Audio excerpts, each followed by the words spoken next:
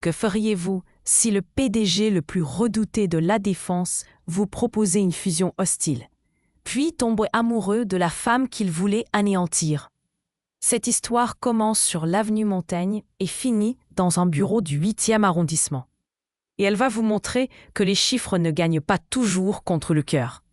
Je m'appelle Marc Leclerc, j'ai 40 ans et je dirige Ardent Luxe, un conglomérat du prêt-à-porter valorisé à 420 millions d'euros. Mais avant de dire argent ou amour, dites-moi dans les commentaires, qu'est-ce que vous choisiriez? Mais ce qu'il ignorait ce jour-là, c'est que cette simple rencontre allait bouleverser son monde parfaitement construit. Marc Leclerc avait tout calculé.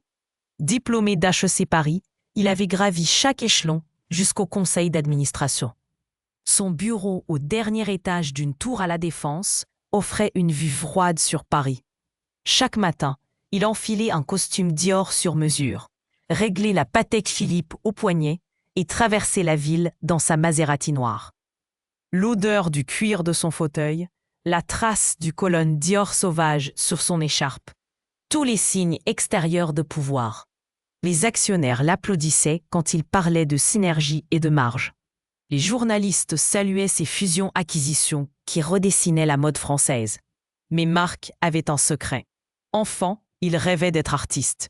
Il peignait des aquarelles qu'il cachait dans un tiroir. Son père, chef d'une dynastie industrielle, l'avait élevé à la dure. La réussite était un devoir, pas un désir. Sa vie semblait parfaite. Il manquait seulement une voix qui ne le complimenterait pas pour sa fortune. Ce qu'il allait découvrir lors de cette réunion ordinaire changerait le cours de sa vie à jamais.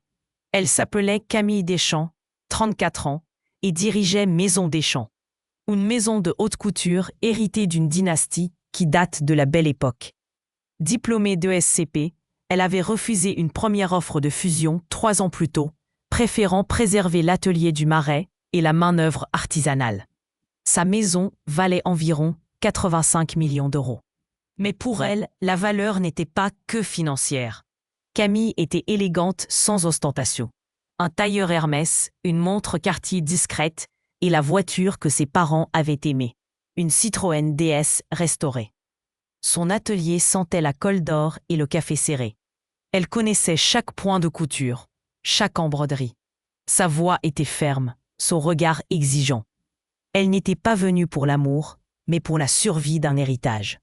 Et elle avait ses propres démons. La crainte que vendre la maison détruirait la mémoire familiale. Ils étaient des égales et des adversaires. Elle avait du charisme, de l'indépendance et un refus clair de laisser Ardent Luxe avaler sa maison. Leur monde n'aurait pas dû se croiser. Mais le destin allait les réunir d'une manière que ni l'un ni l'autre n'avait anticipée. La première rencontre eut lieu dans une salle de réunion vitrée à La Défense, avant. Que feriez-vous si le PDG le plus redouté de La Défense vous proposait une fusion hostile qui tombait amoureux de la femme qui voulait anéantir? Cette histoire commence sur l'avenue Montaigne et finit dans un bureau du 8e arrondissement. Et elle va vous montrer que les chiffres ne gagnent pas toujours contre le cœur. Je m'appelle Marc Leclerc, j'ai 40 ans et je dirige Ardent Luxe, un conglomérat du prêt-à-porter valorisé à 420 millions d'euros. Mais avant de dire argent ou amour, dites-moi dans les commentaires, qu'est-ce que vous choisiriez? Mais ce qu'il ignorait ce jour-là, c'est que cette simple rencontre allait bouleverser son monde parfaitement construit. Marc Leclerc avait tout calculé. Diplômé d'HEC Paris, il avait gravi chaque échelon jusqu'au conseil d'administration. Son bureau au dernier étage d'une tour à La Défense offrait une vue froide sur Paris. Chaque matin, il enfilait un costume Dior sur mesure, réglait la Patek Philippe au poignet et traversait la ville dans sa Maserati noire. L'odeur du cuir de son fauteuil, la trace du cologne Dior sauvage sur son écharpe, tous les signes extérieurs de pouvoir. Les actionnaires l'applaudissaient quand il parlait de synergie et de marge. Les journalistes saluaient ces fusions-acquisitions qui redessinaient la mode française. Mais Marc avait un secret. Enfant, il rêvait d'être artiste. Il peignait des aquarelles qu'il cachait dans un tiroir. Son père, chef d'une dynastie industrielle, l'avait élevé à la dure. La réussite était un devoir, pas un désir. Sa vie semblait parfaite. Il manquait seulement une voix qui ne le complimenterait pas pour sa fortune. Ce qu'il allait découvrir lors de cette réunion ordinaire changerait le cours de sa vie à jamais. Elle s'appelait Camille Deschamps, 34 ans, et dirigeait Maison Deschamps, une maison de haute couture héritée d'une dynastie qui date de la Belle Époque. Diplômée d'ESCP, elle avait refusé une première offre de fusion 3 ans plus tôt, préférant préserver l'atelier du Marais et la main-d'œuvre artisanale. Sa maison valait environ 85 millions d'euros. Mais pour elle, la valeur n'était pas que financière. Camille était élégante sans ostentation.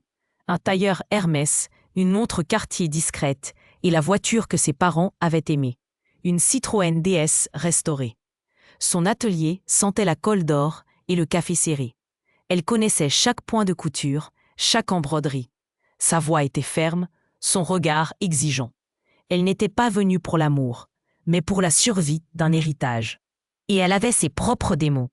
La crainte que vendre la maison détruirait la mémoire familiale. Ils étaient des égales et des adversaires. Elle avait du charisme, de l'indépendance et un refus clair de laisser Ardent-Luxe avaler sa maison.